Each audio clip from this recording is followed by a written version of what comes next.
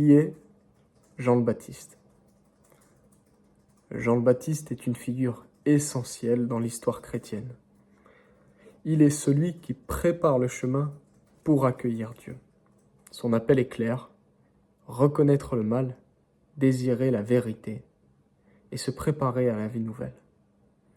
Pour cela, il propose un geste concret, le baptême d'eau, que nous avons dans l'Église, comme signe d'un cœur qui veut changer. Pourquoi ressentirions-nous le besoin de se repentir? C'est vrai, c'est une question qui se pose. Parce que le péché, même caché, entretient en nous la souffrance, et il l'entretient dans le monde. Il abîme notre cœur, il endurcit nos relations, il nous enferme dans des choix qui nous éloignent du bonheur.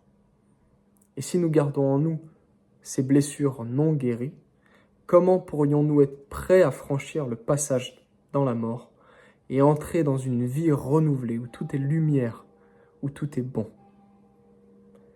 Le péché, laissé sans repentance, nourrit la séparation non seulement d'avec les hommes, mais d'avec Dieu. Et c'est un choix qui vient de nous, pas de lui. Il nous exclut, ce péché, de cette vie renouvelée que Dieu a promis, car il fait grandir en nous ce qui n'est pas capable d'entrer dans l'éternité d'amour.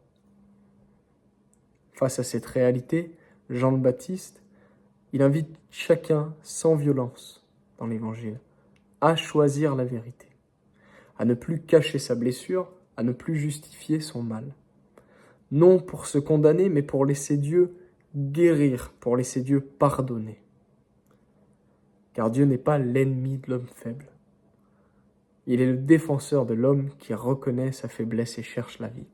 Jésus l'a même dit en Luc 14, 11 dans l'Évangile. Quiconque s'élève sera abaissé, et celui qui s'abaisse sera élevé. Dieu aime l'homme humble.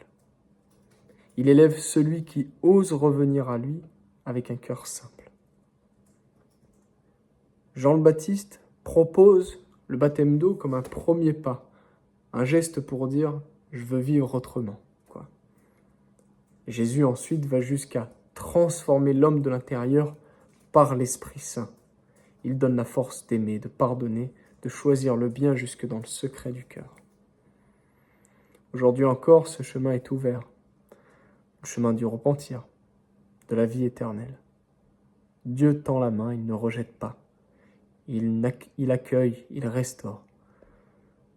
À celui qui vient à lui, pauvre mais vrai, Dieu promet une vie plus forte que la mort, une vie renouvelée pour l'éternité dès aujourd'hui.